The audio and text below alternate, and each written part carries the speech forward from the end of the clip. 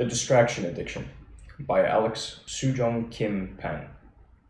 Soojung-Kim Pang's The Distraction Addiction from 2013 takes a look at attention in today's distraction-riddled society and asks how we can stay connected and productive. Drawing on fascinating new research by neuroscientists and psychologists, as well as traditional Buddhist thought, Pang offers hands-on advice on how to stay focused and overcome our internet addictions in a new digital age. Who should read this? Parents with internet-addicted children. Anyone who feels they couldn't do without the internet for a day, and the seriously distracted looking for tips to boost their attention. Who wrote the book?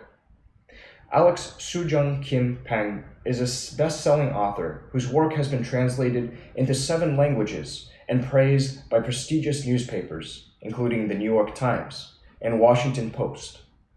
Before founding the Restful Company to teach businesses and individuals about the importance of proper rest, he was a visiting scholar at Stanford University and a forecaster for several Silicon Valley think tanks. He's also the author of Rest: Why You Get More Done When You Work Less, from 2016. What's in it for me? Learn how to defeat digital distractions from a Silicon Valley pioneer. How many digital devices do you own? And how many apps and programs do you run on them?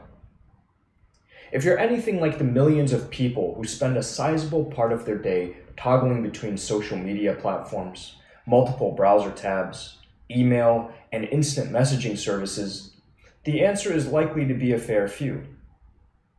Being a digital native, someone raised in the age of digital technology and familiar from an early age with the internet and computers, is hard work. There's so much data continually pinging into our literal and metaphorical inboxes that it's difficult to block out what we don't need and concentrate on the task at hand. So how can we overcome digital distractions? These blinks are here to help. Deploying examples drawn from experimental neuroscience research, psychology, and Buddhist philosophy, they suggest ways in which we can learn to be more mindful, less distracted, and enjoy the moments that matter most of all. In these blinks, you'll find out how a daily stroll helped Darwin write 18 books and essays, the difference between true multitasking and randomly switching between tasks, and why meditation can boost your memory and attention span. Turn your internet addiction into a productive and flowing relationship. The internet is at the heart of our lives today. According to Nielsen and the Pew Research Center, the average American spends around 60 hours online every month. Digital devices open up new worlds, but this new age of connectivity can come at a cost. As we are ever more reliant on our devices, we run the risk of becoming addicted to the internet. If that sounds like an exaggeration, take a look at a study carried out by researchers at the University of Maryland, who asked students from 10 different countries to spend a day offline and report their experiences. The results were, to put it mildly, alarming. The language the students used recalled substance addiction. One participant from the United Kingdom said they craved their devices, while an American student added that he felt like a drug addict, tweaking for a taste of information. Another British student flatly admitted his addiction. I don't need alcohol, cocaine, or any other derailing form of social depravity, he said. Media is my drug. Without it, I was lost. Another study, conducted in a Boston hospital, echoed these findings. 2 out of 3 participants experienced phantom cell phone vibrations, the uncanny sensation that your phone is ringing when it isn't. Scientists define this phenomenon as part of an addiction to the internet. Someone who uses their phone all the time is familiar with the sensation of it vibrating on their skin when their clothes rub against them, or they feel a small muscle spasm. They immediately assume that it's the all too familiar sensation of their vibrating phone. But it doesn't have to be like this. Technology can work as an extension of ourselves when we integrate it into a flowing relationship. The idea of flow was first coined by the Hungarian psychologist Mihaly Csikszentmihalyi. It refers to the way in which we experience the world when deeply engrossed in a task. The author provides a good example of this. Having practiced touch typing as a child for over a decade, he can now type at least 70 words a minute with his eyes closed. Even when away from his computer, he is able to bring up an imaginary keyboard in his mind's eye, a useful trick for when his children ask him how to spell a word. Addiction is a different experience altogether. When we're addicted to the internet, we become reliant on it. The author's example shows what can happen when we are discerning with our use of technology, using it as a helpful tool rather than letting ourselves become slaves to our digital devices. We're stuck with our devices, but you can choose whether you're tangled in your devices like a fly in a spider's web or entangled with them like a strand in a rope. Boost your productivity by distinguishing between multitasking and switch tasking. Imagine sitting in front of your computer. You're in the middle of writing an important email when your phone buzzes. You stop typing to reply to the message. Where were you? Oh, right, there was that interesting article you'd been meaning to read. Unsurprisingly, this isn't the best way to get things done. That's because this isn't multitasking, it's switch tasking. So what's the difference? Monica Smith, a professor at UCLA, defines the former as multiple activities undertaken with a common aim in mind. Say you've invited some friends over for a dinner party. You have to keep track of several things at once. Which ingredients you want, where to purchase them, how to prepare everything, and the timing of it all. To pull off a successful dinner, you need to be a true multitasker.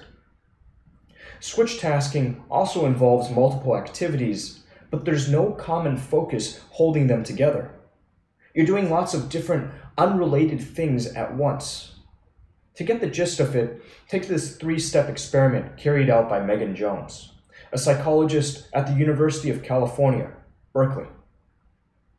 Jones first asked the author to count from 1 to 10 as quickly as he could. Easy, right? She then had him recite the alphabet from A to J. Again, hardly the most demanding task. In fact, both were completed in 1.5 seconds. But what happens when you add random switching into the mix?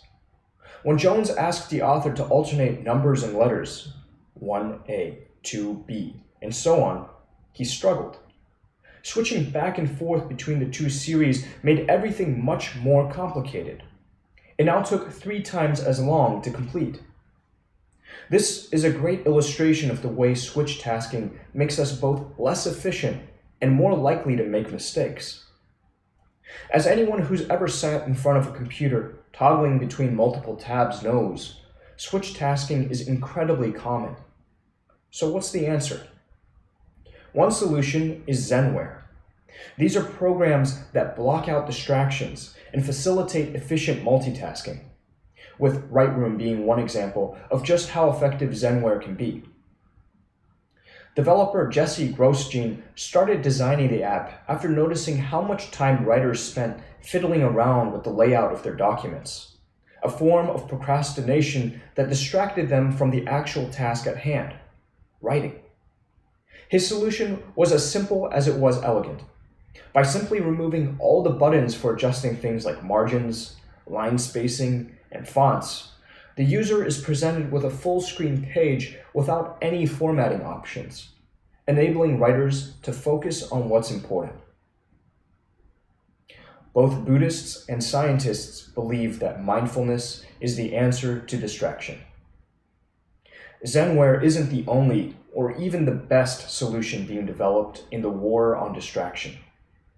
Just ask Damcho Wangmo, one of the 5,000 students at the Buddhist Namdroling Monastery in southwest India. Like many Buddhists, Wang Mo doesn't think distraction is caused by technology, so much as a lack of mindfulness. It's an argument echoed by Bhikkhu Samahita, a former professor of bioinformatics at the Technical University of Denmark, who now lives as a monk in Sri Lanka. His recipe for mindfulness is a strict one. He sleeps 4 hours each night and spends 8 hours meditating every day. Bhikkhu defines mindfulness as a state of being attuned to your thoughts and actions in the present moment. Because of his focus on mindfulness, Bhikkhu can make use of technology without becoming dependent on it. That's why he's able to spend up to 5 hours a day publishing posts on his website, What Buddha Said, replying to followers on Twitter, and engaging in online debates without ever craving more. Disconnecting is as easy as pie.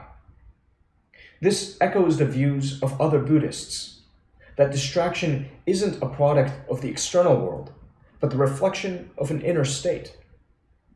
If you start out on a task with a distracted mind, you're much more likely to be distracted when your phone buzzes. But neither phones nor the internet are really the cause of your distraction. It's your state of mind. Mindfulness, especially through meditation, can help you get into a calm and focused state of mind. This was shown in an experiment carried out by Richard Davidson, a professor of neuroscience interested in long-term changes to the structure of the brain, after a chance encounter with the Dalai Lama. Davidson asked if he could study the effects of meditation on the brains of monks.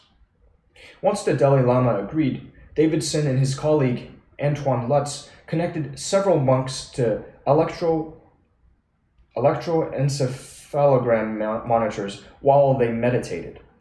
One monk, called Matthew Ricard, was asked to meditate on unconditional love. The results were stunning. The increase in activity in the part of the brain associated with compassion was so dramatic that the two scientists initially suspected a technical error. However, the results were accurate.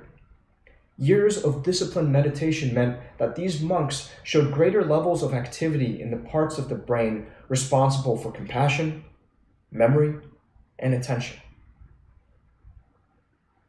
We connect more as computers become more interactive, and that can help us reach our goals. Why have computers become so distracting? Their affordability and rapidly increasing power means they've become a ubiquitous presence in our lives. But there's more to it than that. Professors Byron Reeves and Clifford Nass of Stanford University claim that computers are now so embedded in everyday life that we're increasingly treating them like humans. That's because we feel more intimately connected to computers that are interactive and receptive. Take a social experiment recently conducted by Jeremy Bailenson, the director of Stanford University's Virtual Human Interaction Laboratory, and graduate student Nick Yee. The pair used virtual reality to create highly realistic avatars and asked participants to listen to them as they gave a 4-minute speech. During the talk, some of the avatars regularly mirrored the body language and facial expressions of their listeners, while others were less responsive. When Bailenson and Yee asked the participants whether they found the more interactive avatars more persuasive and attractive than the less interactive ones, the answer was a resounding yes. This suggests that we have a more profound connection with computers when they're more responsive and interactive. What's more, this connection could be utilized to help us reach our goals. Another experiment was carried out by Jesse Fox, a professor at Ohio State University. Fox wanted to know what effect virtual reality avatars might have on people's motivation to pursue long-term goals. Could they help us overcome the hurdles that prevent us from beginning an exercise regimen, for example? Fox designed 2 avatars and placed them in a room with fitness equipment. The first avatar was generic in its appearance, while the second resembled the participants in the study.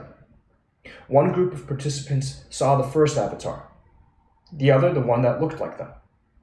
What both avatars had in common was a set of both negative and positive reinforcements. They started gaining weight if the participants stood around, and shedding pounds as they began exercising. The result? On average, the participants who interacted with personalized avatars worked out a full hour longer than those who interacted with their generic counterparts. So it's not all about distraction after all. Computers also motivate us to overcome obstacles and begin working on long-term goals, especially when they can help us visualize the results of our efforts. Walking and contemplative design can help us focus and block out distractions. Our need for mindfulness will only increase as computers come to play an ever more important role in our lives. So where do we find respite from the distractions of busy, everyday life? There's a whole range of options out there, from yoga to the latest app promising peace of mind. But there's another answer, and it's something we do every day: walking. That's because taking a stroll is an excellent stimulant to thought. Take Charles Darwin. In 1842, the Darwin family moved into their new home, named Down House, in the village of Bromley, on the outskirts of London. The location had been carefully chosen. It was close enough to the city to be convenient, but distant enough to keep distractions at arm's length. One of the house's most distinctive features was the Sandwalk, a quarter-mile gravel path constructed by Darwin shortly after the family had settled in. It soon became known as Darwin's thinking path. For almost 40 years, the biologist would take a daily walk along the path, pondering the scientific conundrums he was currently working on. The historian James Moore, a professor at the Open University, claims that the Sandwalk was the most important feature of Darwin's home. The results certainly speak for themselves. Darwin published 18 books and monographs during his time at Down House. So why is walking so effective? Well, it's a great way of letting your mind wander freely, as it's both a break from your usual routine and an activity that doesn't require your undivided attention. But as the Sandwalk suggests, activities conducive to thought and contemplation can be actively encouraged. Architecture that enables this is called contemplative design. There are a couple of criteria that a design needs to meet to be considered an example of contemplative design. Firstly, it should be fascinating. It should stimulate your imagination, but not to the extent that it demands your full attention. Another important feature is that it encourages a sense of being away. The best contemplative design can offer respite from your everyday workplace. Blocking out the outside world can be as simple as planting high hedges alongside a path, the solution Darwin came up with for his Sandwalk. Thirdly, there's the criterion of extent. Your sanctuary should be large enough for it to feel like an entire world. Lastly, you should pay attention to compatibility. That means it should be simple to navigate. Darwin's Sandwalk, for example, had narrow, intuitively laid out paths. Discover greater meaning in your life by identifying addictive distractions and switching them off. If you're anything like the millions of us who spend more than 8 hours a day toggling between social media messages and work emails, you might want to consider taking the Digital Sabbath. First used by Silicon Valley-based psychologist Ann Dillenschneider, the concept refers to the practice of taking a break from the internet and disconnecting your devices. The idea is both simple and effective. By tuning out the background noise that surrounds us online, we create more space for greater meaning in our lives. If you're skeptical, just ask the self-avowed digital Sabbatarian and former social media junkie Shay Colson. Shay decided to take an extended break from the online world during his month-long honeymoon in Bali. The Coulsons took an old-school approach to their romantic break, ditching internet access, Wikipedia, and QR codes, and embracing guidebooks, printed tickets, and paper reservation slips. The results were radical. Rather than obsessively taking photographs to upload onto social media platforms, Shay found himself present in the moment, enjoying the time he was spending with his new wife. But that doesn't mean you need to go full cold turkey. Your best bet is to identify which sites, apps, and devices you find most addictive and distracting, and concentrate on limiting your access to those. That's what Tesla Motors engineer David Wortel did after he noticed how his habit of carrying a tablet around with him was damaging his relationship with his young son. His moment of revelation came in a park one Saturday. His son had asked him if they could go somewhere, and rather than giving him his full attention, Wortel found himself telling his son to wait until he'd finished the article he was reading. Worried that this would damage their relationship, Wortel made the choice to always leave his tablet at home and switch off his cell phone when he spent time with his son. That freed up his attention and allowed him to be present for the most important moments of his childhood. You don't have to renounce the internet and connectivity. All that's required is taking some time out. After all, distraction is a choice. Final summary. The key message in this book. It's easy to blame technology for distracting us from our work and our families. But distraction goes deeper than the internet or the latest app. It's a state of mind. If we start a task without already being in the right mindset, the smallest things, the ping of an email landing in our inbox, or the vibration of our phones, can break our concentration. Attentiveness to the task at hand is an ability honed over time by both willpower and mindfulness. Actionable advice. Identify your main digital enemies. Take a moment to think about an average workday. What was it that last distracted you from a task? Chances are that you already know how to ignore some distractions, while other things, be it Twitter or your smartphone, can completely derail your concentration. Once you've isolated the principal offenders, take action to limit your access to those. That can be as simple as switching the device off for a period or just leaving it at home. You may even want to download special software that helps you block out background noise or remove the formatting options on a word processing document. Remember, distraction is a choice, and you can choose to be focused instead. Suggested further reading: The Big Disconnect by Catherine Steiner Adair. The Big Disconnect from 2013 is about the current generation of babies, toddlers, and children growing up in the digital world. Digital media, from online games to social networking sites, have a profound impact on a child's development, both intellectually and socially. These blinks outline the reasons why and what parents can do to try to keep their children safe from these developmental hindrances.